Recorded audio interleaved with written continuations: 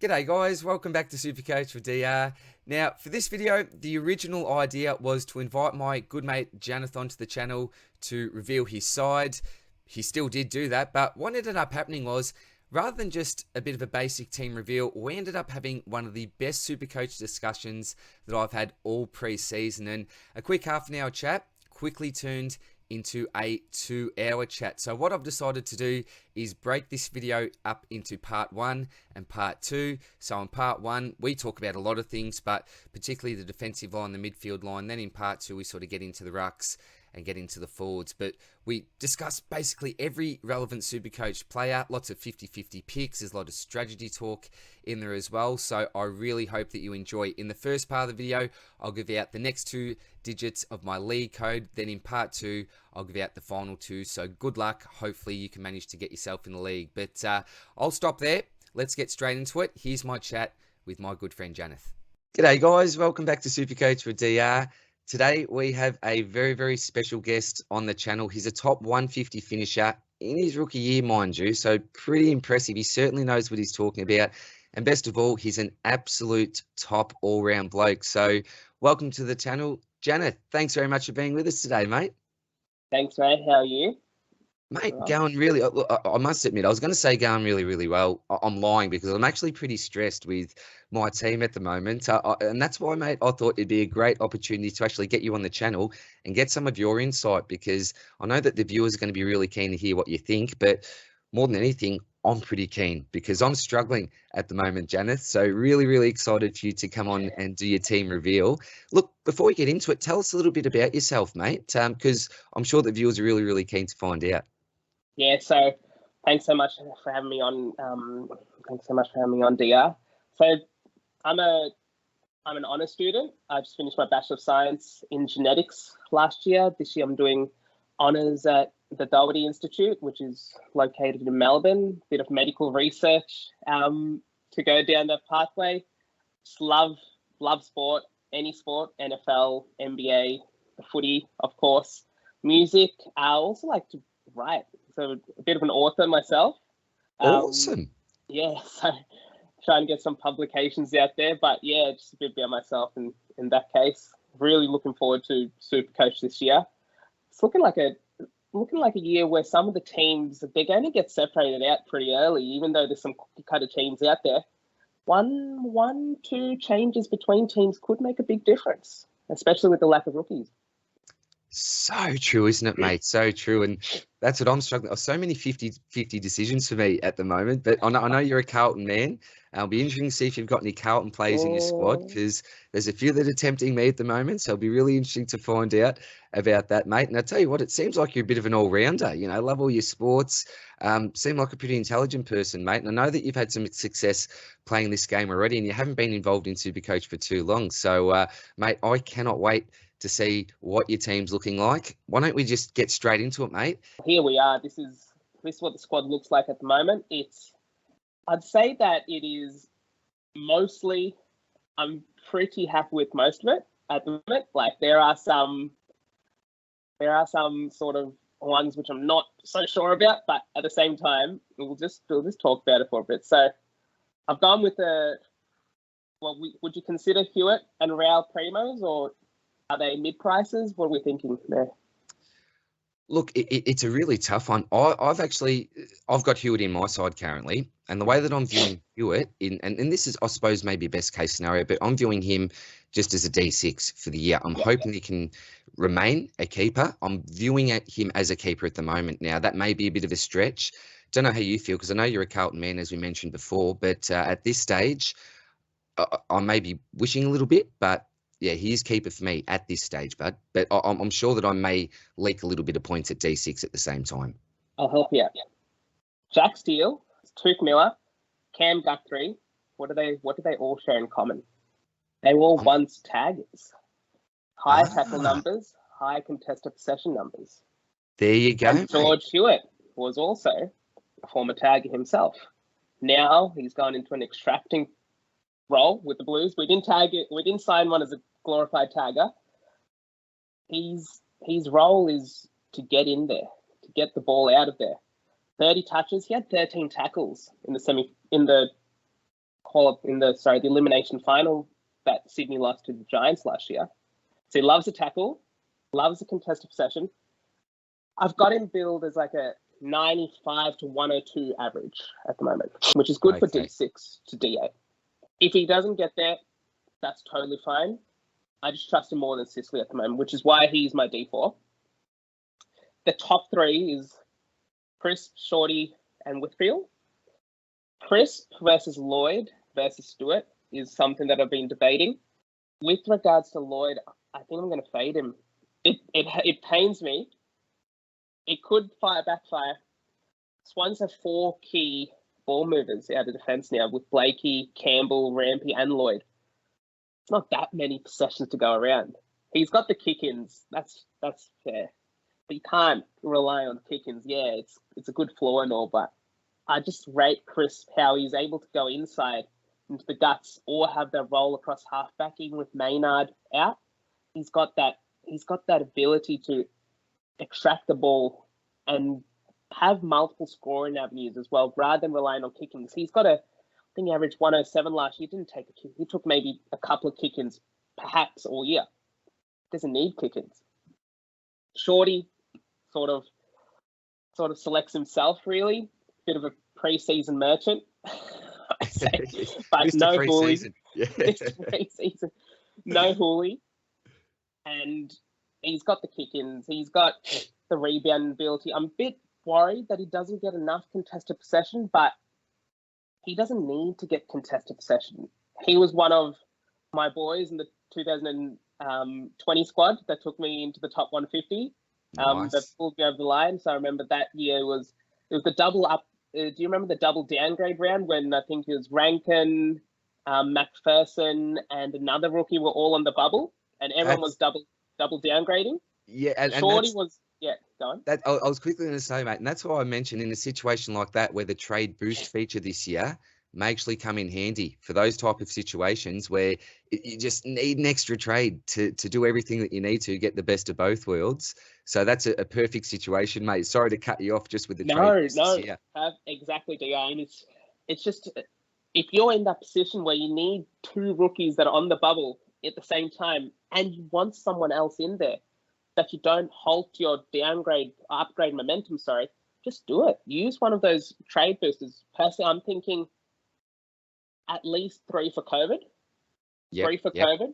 1, hopefully I don't have to use, but 1 at the start at end of round 2, and then potentially 1 during the buys. That's just a overarching way.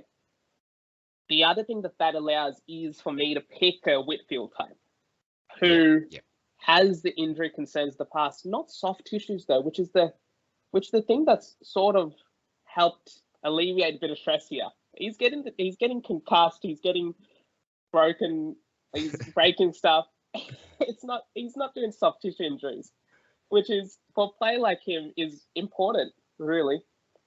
Very true. You starting Whitfield, yeah? I am. He's one of pretty much my absolute locks. And again, you explain some of the reasons why we can maybe take an extra risk like Whitfield. But then again, you get to the fact that basically none of these injuries have been soft tissue, which does give you a little bit more confidence in a way. Surely Lady Luck's got to be on his side this year. Fingers crossed, but I don't think he's going to move. He got concussed running into his ruckman's knee. That's Mumford's knee. Like, come on, Lockie, just be safe. Was that him? Be safe. Well, it might have been Josh Kelly, actually. He's one of those two, but the GWS boys have had a wretched luck with injuries. It's got to be their year. Yeah, that's right. I'm with you, mate. I'm with you. Fingers crossed. Well, what about this one? Ridley versus Whitfield. It's one that I've been tossing up a bit. What do you reckon? Well, it's funny because this year I went in originally when I selected my side looking for those blokes in the back line that were distributors rather than interceptors. I want to focus on those blokes that actually get the ball, those blokes with the kick-ins. And look, for me, Ridley, he does need to rely on some of those intercept marks. I know that Jake Kelly is meant to be helping him out, which I do agree with. That should be able to free him up. The kick-outs worry me a little bit. I don't know how much of the monopoly that he's actually going to get there. But I think with Lockie Whitfield, wherever he plays on the ground, whether that's forward, back, mid, or in between, he can still rack up the football, I think. And I just rate his ceiling a bit higher, I think, because we've seen some massive scores from Lachie Whitfield when he's on his game. But yeah, at the moment, mate, I'm a Whitfield fan over Ridley, more because I think he's guaranteed to get a fair bit of the football wherever he plays. How about yourself, mate? What was your reasoning behind the choice? Well, I'm a bit of a poll man myself on Twitter these days, so I've ran a bit of a Ridley versus Whitfield poll. I love Whitfield. He's fun to watch. He gets it where his teammates trust him with the ball. That's the key thing. It's not that teammates don't trust Ridley with the ball, but you just see that from a kick in around the ground, you just see Whitfield is there. They're looking for him because they know how he can use it. So that's what that and he's got DPP as well, which is interesting considering I'm not sure he played much mid-time last year. He might have been on a wing, but I don't recollect him being in the midfield at all last year. Yeah, it must have been a pretty tight selection for DPP, mate. Yeah. But yeah, he's with that extra trade boost. He's almost a lock in that sense. We talk about Hewitt. I think that he is in that Steele, Took, Guthrie, and potentially even a Ben Keys. I think Ben Keys is in for a big year this year. He's in that mix there. Former taggers that even Caleb Sarong last year tagged a bit. They understand the nuances of being a good midfielder because they learn off the best. And they know how to tackle and they know how to get the contested possessions because they're always around these players. So when they are asked themselves to take their game to the next level, they already have that ability to do so. And love the thinking, mate. Yeah. Love the thinking. Love the research there. And you're right, there's certainly a correlation there, isn't there, between those players. And the fact you've been able to link Hewitt to those three, absolutely elite, mate. Yeah, great. And we never tag. As a Baggers fan, Blue Baggers fan, we never tagged. Last time we probably tagged was 2019 against your man, Lachie Neale. He had 25 in the first half and he had about 6 in the second. So I don't think that we'll use him as a tag. And the other thing, I've said this a bit, so I write a bit for Honeyball on Twitter. Awesome, mate. Yeah. I know you're one of the regular writers there as well. With Hewitt, Walsh will be back. I just feel like Chera and Kennedy, Matt Kennedy, they're the ones that'll be impacted most. Chera will probably go 50-50 between the wing and mid. We don't have a renowned second winger alongside Lachie O'Brien per se. So I think that Hewitt will survive in terms of centre bounce appearances once he comes back in. Yeah. Great to know, mate, because it's been one of those selections where I've been a big fan of him, but I really needed to hear that little bit of extra upside. So I think if you were debating whether to select George Hewitt or not after that, I think we probably lock him in. So what great about discussion, George Hewitt versus James Sisley? I like Hewitt, mate, over Sisley. Sisley just worries me. You know, he's got a few more red flags for me. Durability, relying on intercepts. We're not sure about what's going to happen with the kickouts. There's lots of those Hawks plays, your days that are missing at the moment that will come back into the side at some stage. So there's just a few too many question marks for me, I think, with Sisley. But with Hewitt, I think we've got a few more. Well, there's never a guarantee in the game, is it? There's never a guarantee in SuperCoach, but closer to a guarantee on certain aspects, I think, mate. So yeah, for me, I'm a Hewitt over Sisley man myself. Perfect. One thing that I forgot to mention, I was saying Tom Stewart alongside the Jack Crisp, Jake Lloyd. Yep.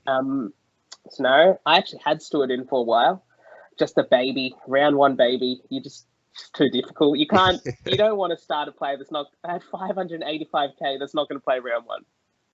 True. Otherwise, he looks very good. He has no Lachie Henderson. Henderson loved a kick-in last year. He was a bit of a seagull for the kick-ins. So no Lachie Henderson. Stewart is fine to start if you're willing to take that round one hit. Yeah, there's what I've found difficult in the back line this year is that there are a lot of tempting options when it comes to the premium selections.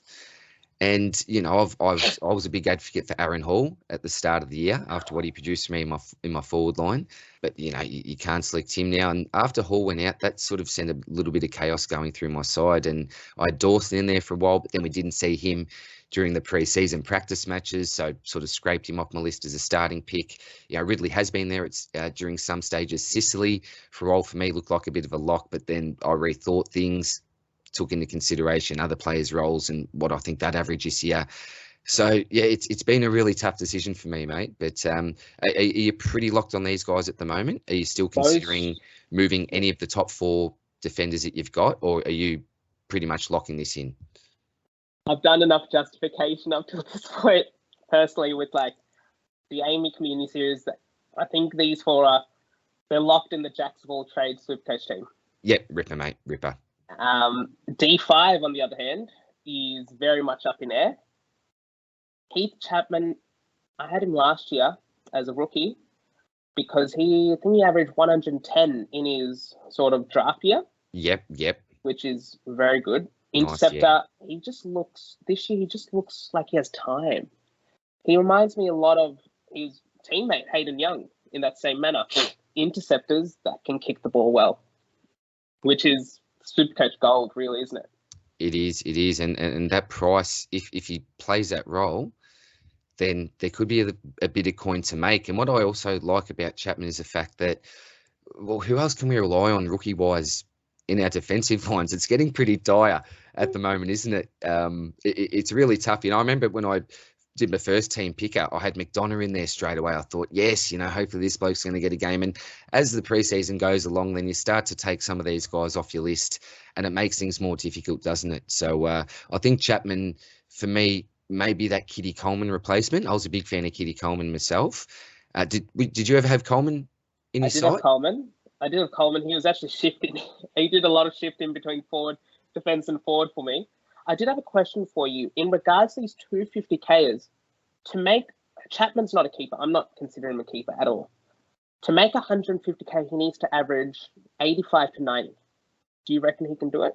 Any of these 250K players? Do you reckon that like McGovern types that we'll talk about later, Chapman, Coleman, if he was healthy, do you reckon they can get to 90?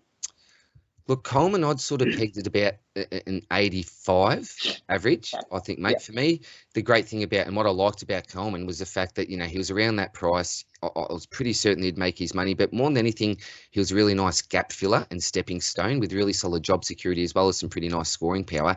And on top of that, his DPP status, because earlier, DeConning was looking like he was going to be a lock. Skinner, lots of these blokes, we've got some rookies that have that mid-forward DPP status. So I just thought that he was a really nice moving piece to have in my side to be able to cover, between forward and back at different stages whenever I need him, as long as I had a swing on the opposite line to where I selected him. So that's what I really, really liked about Coleman. Now, Chapman, the issue for me is that he hasn't really been on my radar all pre-season until these last couple of practice matches. So the research that I've done into the Coleman types, the McGoverns, the Brodies, isn't up to, Chapman research isn't up to scratch with some of these other selections. And I just haven't quite got to it, mate. So I'm not as confident on Chapman, mainly because I'm not as confident on him as a player, as a pick. You might have a little bit more info on him. You obviously had him last year, but with McGovern, I was on him around January. It was more of a prediction just based on what role he may get and the athletic traits that he's got. And maybe, with Jones, there may be an opening there for him for that role. So I've been pretty keen on him. Brodie is the one I'm really unsure about. I think it's just job security, time on ground that worries me more than anything. If he has a couple of bad games, then you've got Erasmus that can come in that's currently not in the side. Fife's going to come back into the side. There's a few question marks there, but if I don't select him, I almost feel a little bit silly in a way if he does go off. The signs were there. He scored 100 plus in the practice games. The only spot he can play is midfield. What about if put it to you this way? Brodie's at 224K, McGovern's at 256, Chapman's at 275. If Brodie does go off at round 2, you'd be able to go down to Brodie than as opposed to starting Brodie, who doesn't do well, and have to go up to someone else. Great point. So again, that's a bit of a contingency plan as well going into the season, mate. So I really like that. Yeah. So the idea is that you start a couple of the more expensive players, and then if you need to go down, then you can go down. But on the flip side, if you do it the other way around and you've got to stay 5K in the bank, then you're pretty stuffed in being able to do that. You may have to use that trade boost already in order to do that. So great advice there. Really like that the idea behind maybe if you can selecting the higher priced ones and then being able to go down. Love your thoughts there, mate. But that's not to say that Brodie isn't a good pick. When we talk about a bit of jumping the gun a bit here, but he is a good pick. Personally, I can't start him because Fife is back. He's going to be back in the midfield. Yep. They're not going to take time away from the Golden Boys and Sarong and Brayshaw. Someone's going to lose out. And it just seems like it's the obvious. Will Brodie is the obvious candidate there. I agree, yeah. Yeah. All right, I'll talk a bit about the bench here. So Paddy McCartan, he's almost a lock at this point. There's no one else. I'm with you. Yeah.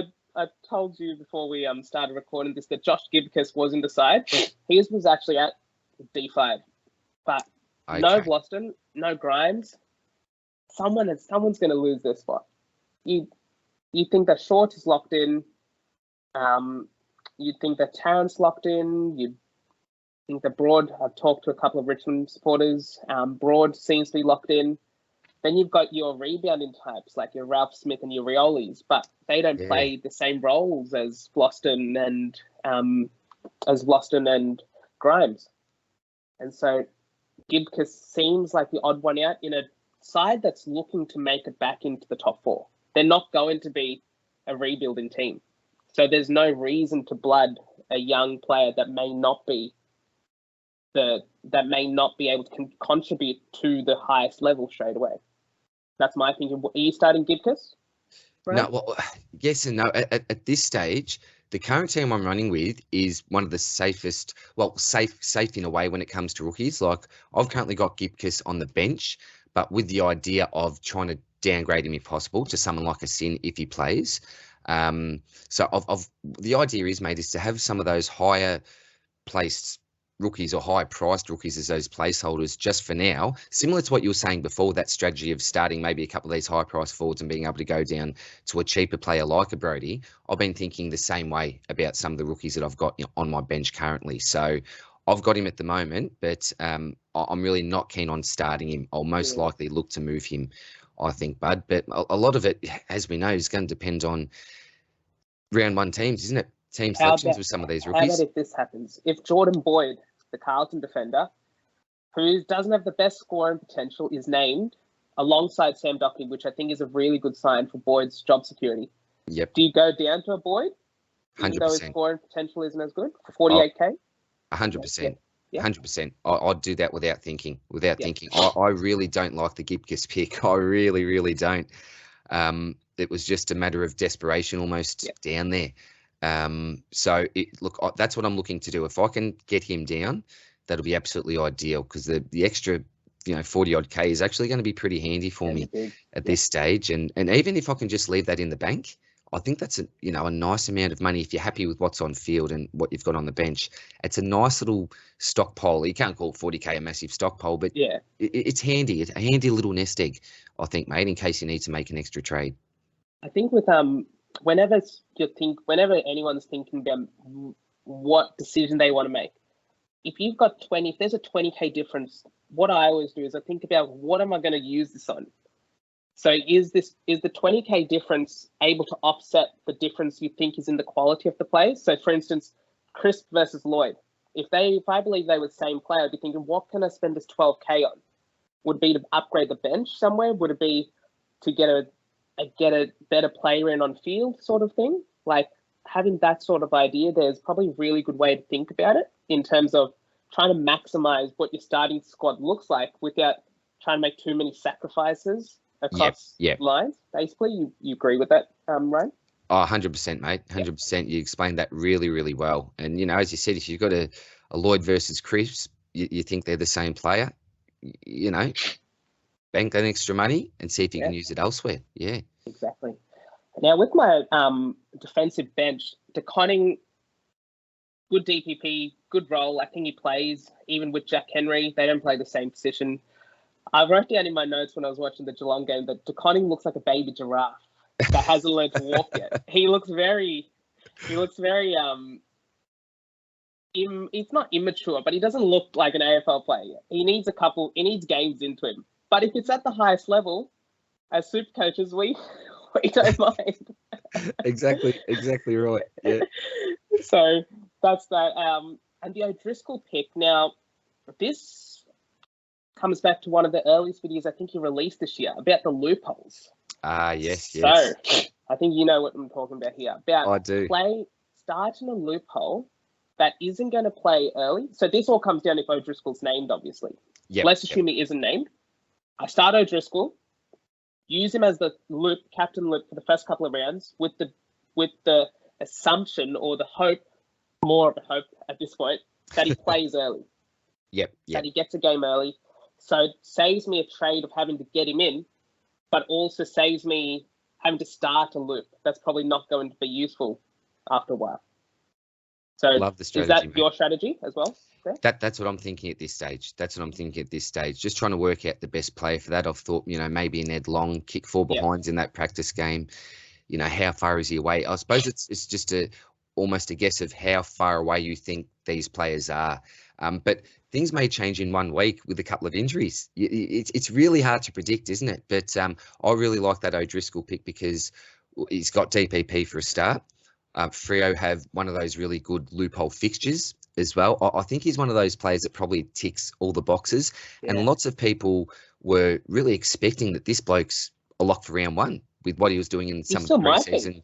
Yeah, who knows? Yeah, and if he is, all right. So this is a question. If O'Driscoll does play in round 1, you then select a loophole on another line. Or do you not select a loophole at all? I'd go with Ned Long. I think he's close. Okay. Well, maybe when we get to your midfield, you might be able to explain maybe all the forward lines, depending on where you're planning, where your plan would be. Maybe who goes out, mate. Yeah. Well, what if I throw this to you? If Josh Sin isn't named round 1, is that too much money for loophole? 157k or 53k? Oh wow, it's a tough one, isn't it? 157, yeah. Well, put it this way: with the current team that I've got Gibcus on the bench. Downgrade him to Sin. Well, that could definitely be an option. Downgrade him to Sin. Look, it is a lot of money. I suppose the only risk may be that if he does play early, would they look him as a sub? Does he have the traits to maybe come on and be a good sub with maybe some of that run? That may hurt if he sort of starts with a couple of 30s. Yeah. It may slow his cash gen. But at the same time, I think it's only a matter of time when he's in the best 22. And that could be as early as round 1. I'm not too sure about this. He's got the potential. And for a long time, I've had him on field, assuming that he does play round 1. I'm not sure if Riley Bonner affected him. I really rated Riley Bonner's game, what he did, particularly in the last practice match. So I'm not sure if that's direct competition or not there. But look, it's certainly an option, mate. Look, as we've been thinking, I'd even probably rather go a Sin, regardless of whether he plays, over a Gibcus, who I've currently got there. But I've also got, maybe just quickly, mate, because I know we need to get to midfield, but Mitch Hinge. Tell me what your thoughts are about Mitch Hinge. Is it purely durability stakes he's gone? If he was 117k, with the durability, I'd take the risk. Yep. 180k is that awkward price where the only options you can go down to really are, that's not in this side. You can't go up to a Ralph Smith or a Brody or anyone in that awkward 200k price range. You have to sort of go down. He played a great quarter, probably a great half actually, and then he got injured. He didn't play their match sim. You just can't trust blokes like that because you just know that if they come on and then they get injured in the first quarter, that's a rookie gone. You're not going to recover from that. Yep. And I think that the point you made before with Sin versus Gibson, that should help out a lot of people because that's something that I know in my circles that a lot of people are like, do you go the guaranteed? I say guaranteed. I didn't think he's guaranteed. Gibcus isn't guaranteed, in my opinion, for games.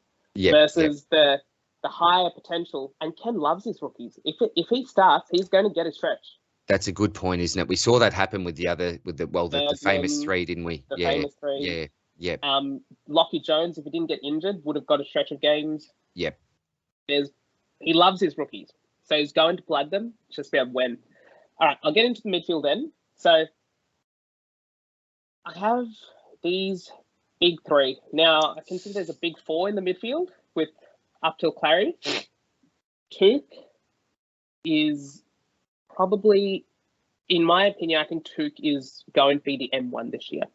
Love it, mate. Love it. I think that he has that high of a ceiling and that high of a floor because of his tackling ability. Same with Steele.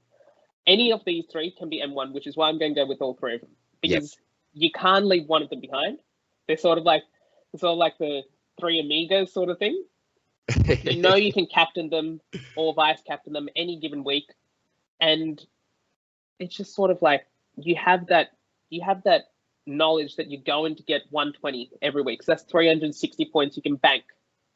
You can bank up. I wasn't concerned with Steele's poor performance against Essendon. He didn't leave third gear. he was cruising.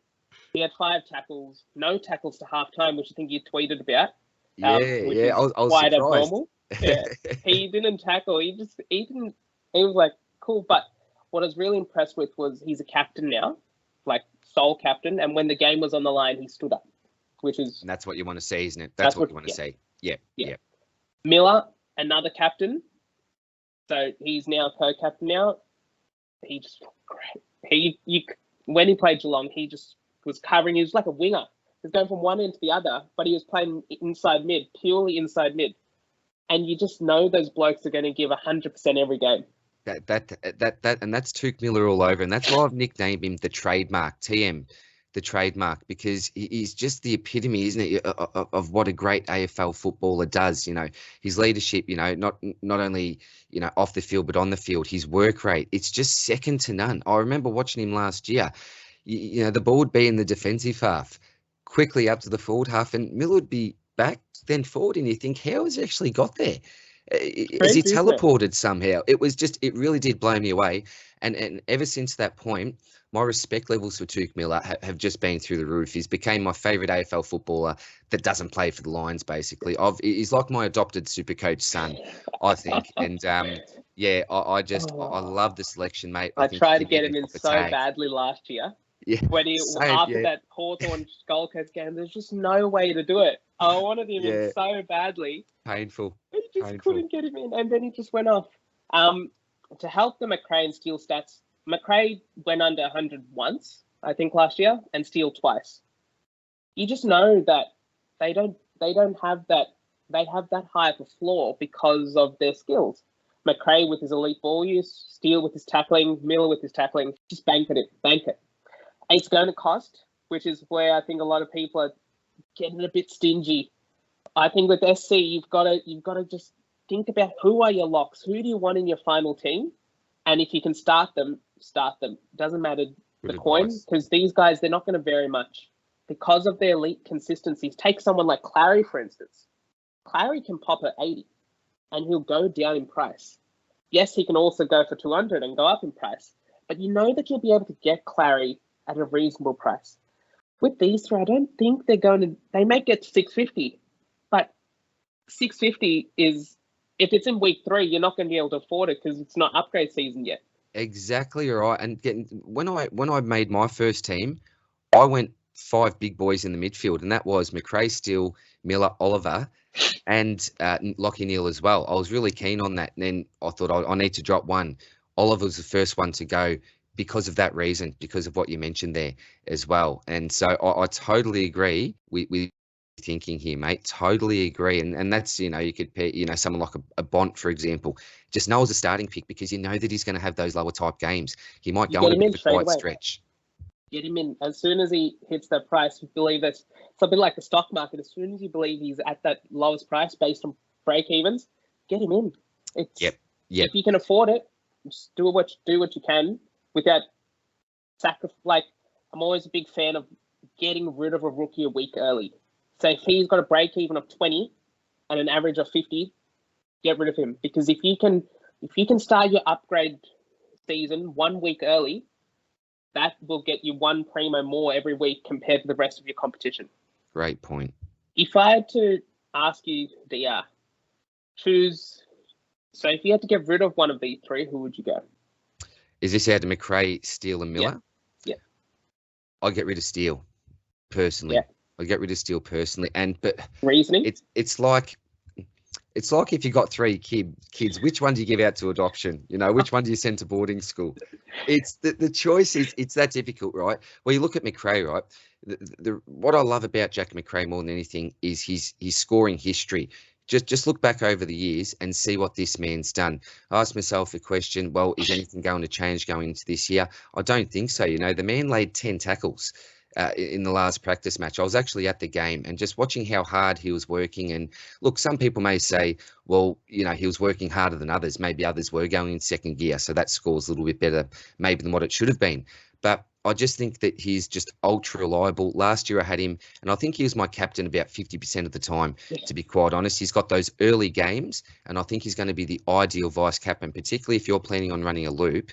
I just think with Jack Macrae's early games, he's just a no-brainer as a vice captain. Whack it on him basically every week. And then for me, I'd have Tuke Miller as my captain backup, I think. And given the fact that Macrae does play so early on, I think that will work for you most weeks. I don't think there's going to be too many weeks where you won't be able to go on Macrae-Miller combination. There may be the odd one here and there, but the majority of the time, I think that will work. Now, Tuke Miller, what separates him and Steele?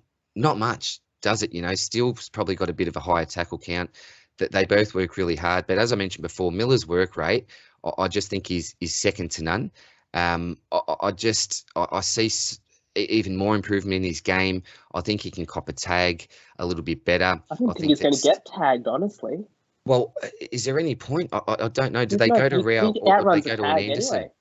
Anyway. Yeah. It's look. I suppose for me, Miller being my favourite player, almost edges him over Steele, and that's maybe just a little bit of bias that comes into it as well. I love the fact he starts off playing West Coast in round one. I think that combination of Miller and Rao could go off tap, mate. Off tap, you know. So I really like that. Get some non-owners a bit tensed up as well.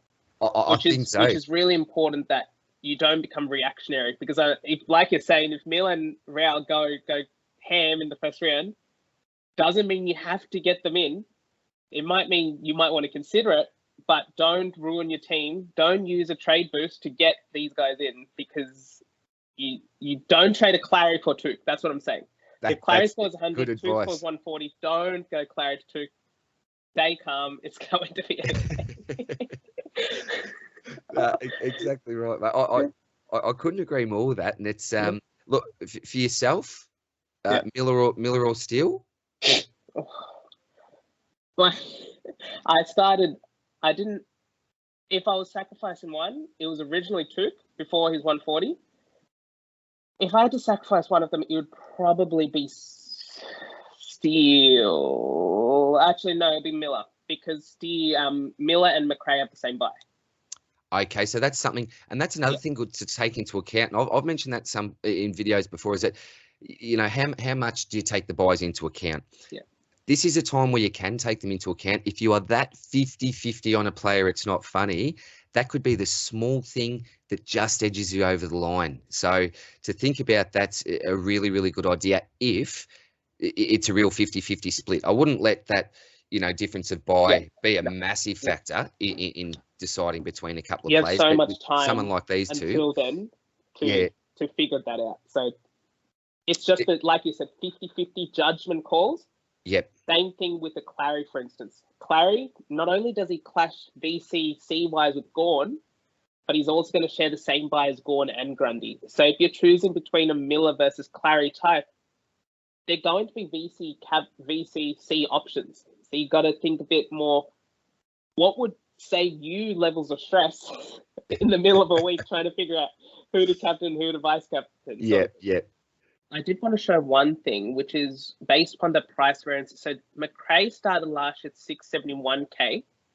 His lowest price was 621K for 2 weeks. For 2 weeks as well, 50K. For 2 weeks. 50K. So if you're worried about starting Macrae because he's high price, he's not going to get much cheaper. And you're going to want him in. So he's a lock. Steele, he notoriously went down last year and everyone jumped on and everyone got the lovely 130s week in, week out, which I guess I'll take into my M4, Lockie Neal, who in 2020 was very expensive. My man Lockie, yep. Yeah. Is he back? Right, now, quick break in transition. I just wanted to give out the next 2 digits of my SuperCoach Without League code. I did give out the first 2 digits in the previous video.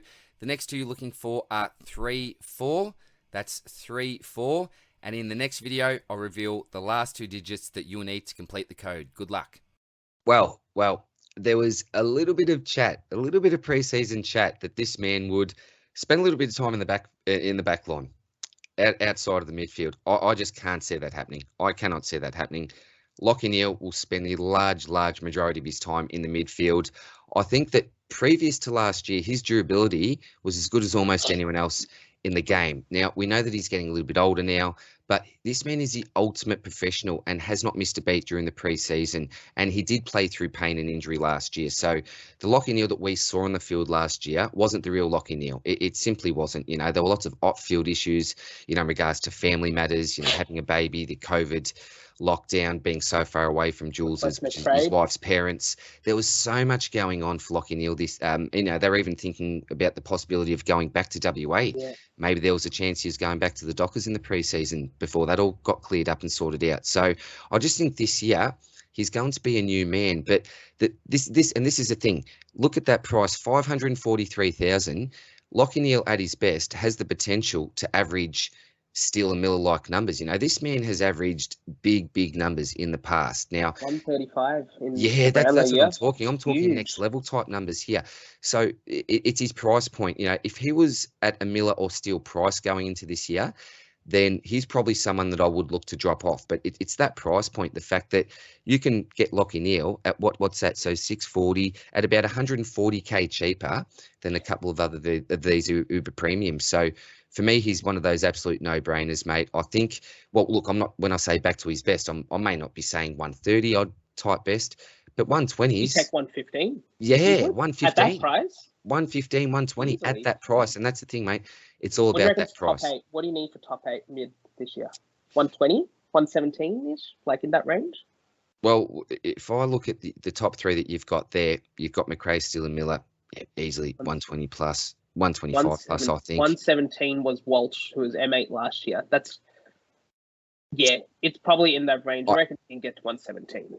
Yeah, 117 plus, I think's a really good range. And that's what killed me last year, because, and this is why I want to start with some big dogs in the midfield, because I started with a Rory Laird, for example. Then I brought in blokes like Travis Boak during the season, trying to be a little bit clever, which is just a terrible pick. I had Brayshaw in there for a while. I actually traded out Brayshaw for Boak, this sort of stuff, and it really stuffed me around. I thought, I'm better than this.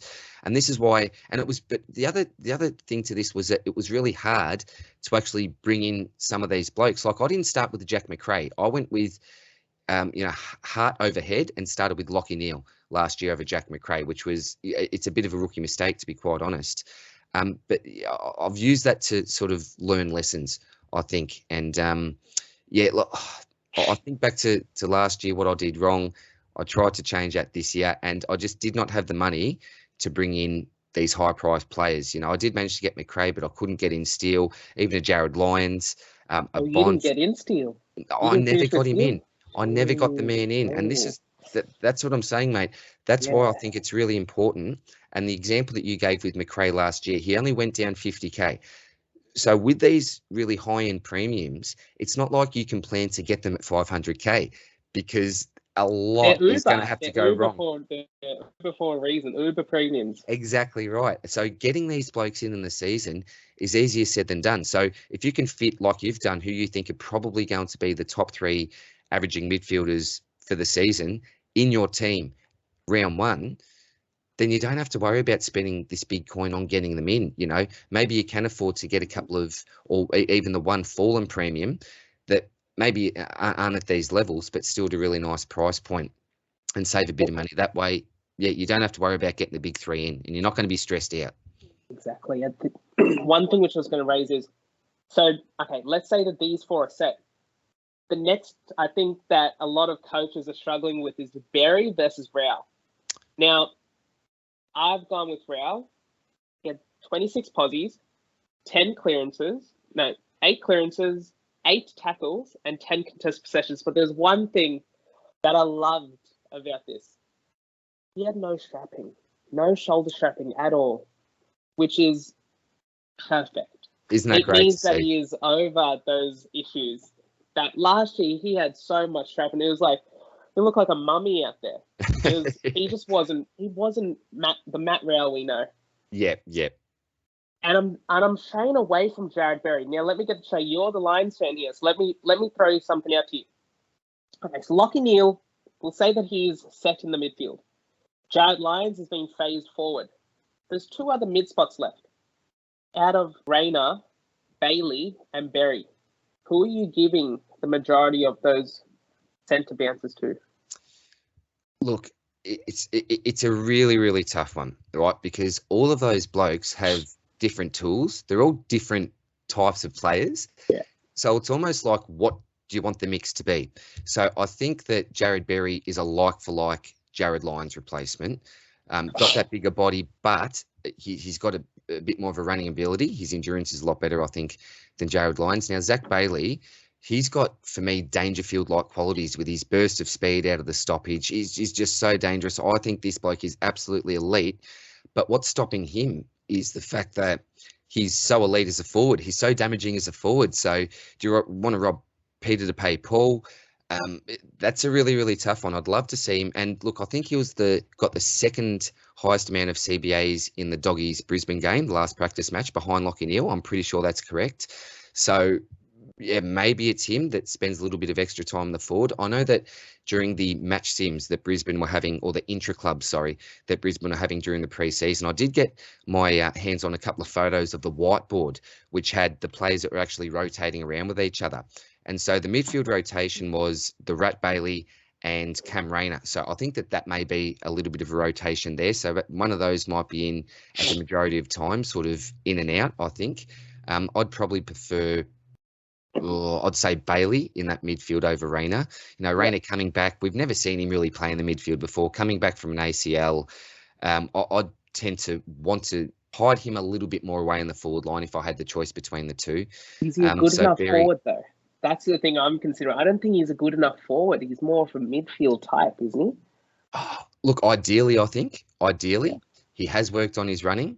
But these are the thing about Brisbane in the pre-season is that all the news has been positive. You haven't really heard about someone even struggling too much at Brisbane. Everyone has been hyped up, you know. So that's another big problem with this, is that, you know, there's so many good options. We think, you know, who do we actually go for? Look, for me, it's what I like about Berry is the price point and his scoring history. So we've already seen him go an 85 plus, you know, go around a 90 mark before as well.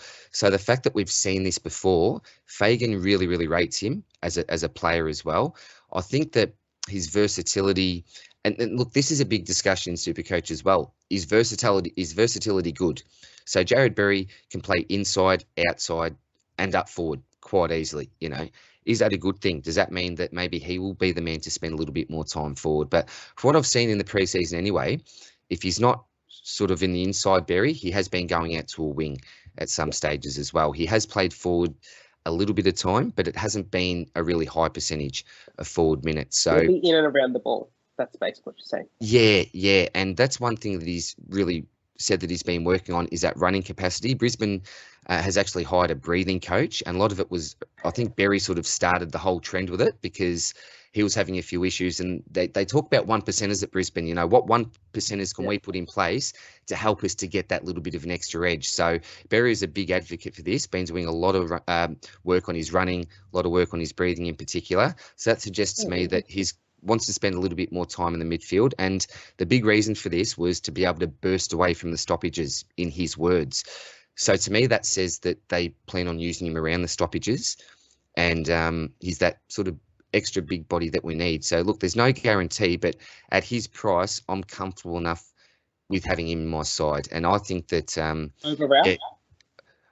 Over Ralph. Well, that's a decision that I basically can't make, mate, because both of them are locks for me at this stage, which is playing a little bit of havoc with my side, because what we saw from Eddie Rowell, and you gave the stats before, so I'm not going to go over his stats again because we've all just heard that.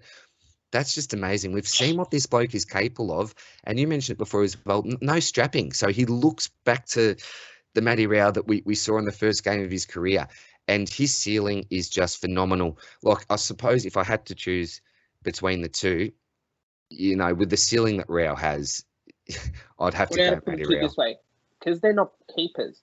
Do you think that Rowell is more capable of averaging 102, or Berry is more capable? Who's more Rail averaging 102 or Berry averaging 88? Let's say. What do you reckon's more likely to happen? I'd go with Rail. Rail at 102, averaging more than 102. Yeah, I'd say, that, mate. Yeah. That's probably what's going to make or break that decision. Then the underline. Yeah. Look, for me, best case scenario, this bloke can be our M8. I'm talking best case scenario, but the capabilities that he has, and look, we're probably asking for a fair bit to go right, but having the ability for that to be an option, and how realistic is the option? What percentage do you put on it? You know, a 20%, a 10%? I'm not too sure. But given the fact that I still think at that price, you know, to make 150k, he's looking to get to around the 500k mark, and I think Matty Rao can get to 500k. Will I say easily? That's maybe. I think that's being a bit fair. Yeah, look, the injury risk is still there. You can't just discount the fact that there's no strapping. Yeah. There's also the fact that Gold Coast actually look really good. They actually look like a proper, Jared Witts is back. You know, properly run got a good team now. Yeah. Yep. There's definitely good signs there. I'll give you a stat about Berry. So Berry went over 100 7 times in 2020. All 7 of them were 120 plus. But he also went under 60, I think, the same amount of times, which shows that he is a very big variance player. Consistency. And he's never been a high accumulator of the football either. And I think when I did a review video on him earlier on in the preseason, I went through a stretch of games where he was averaging around the 113 mark, I think it was from memory. 6 games in a row, consecutive matches.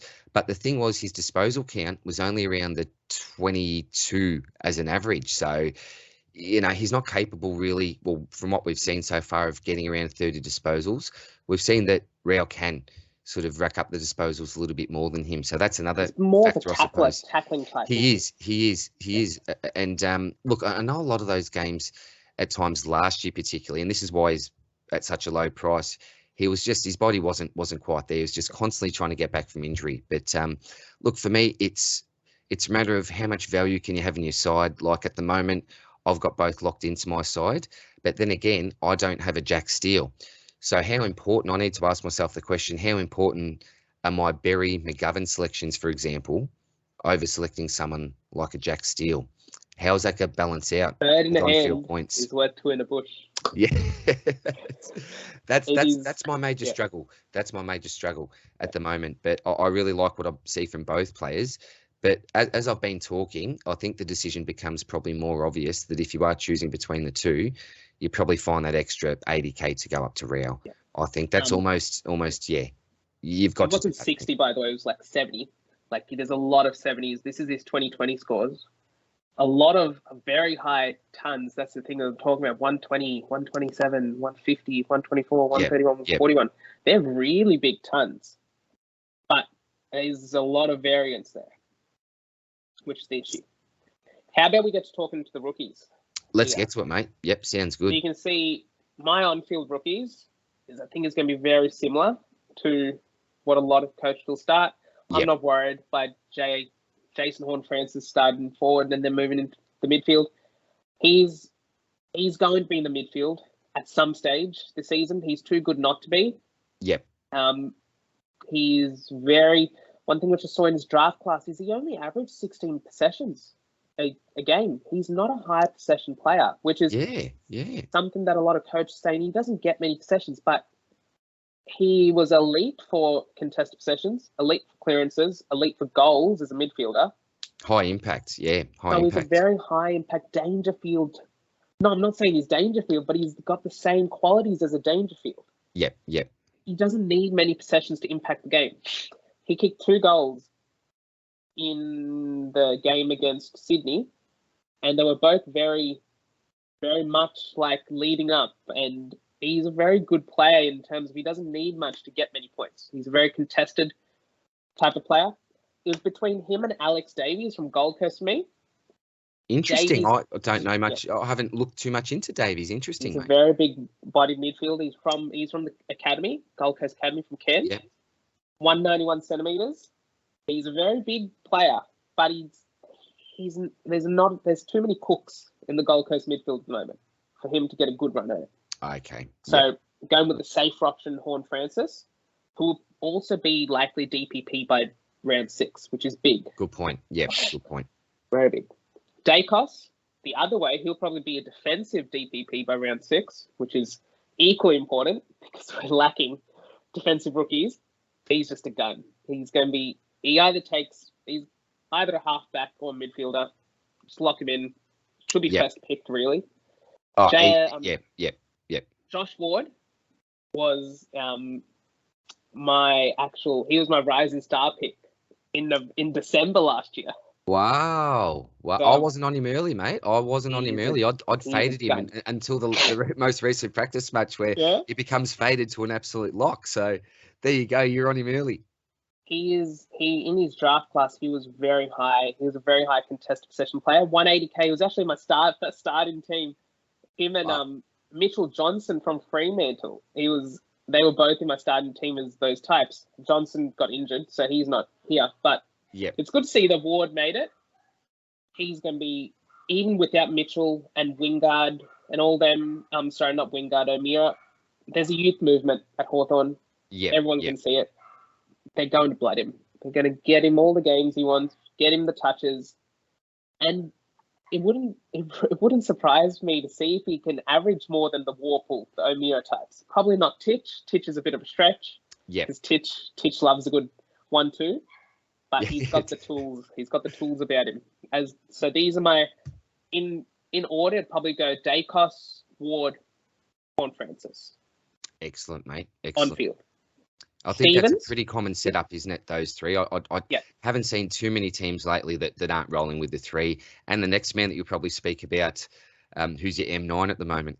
Dylan Stevens. Yeah. So I've got Stevens prepared for the horne-francis or Dacos move into another line. Okay.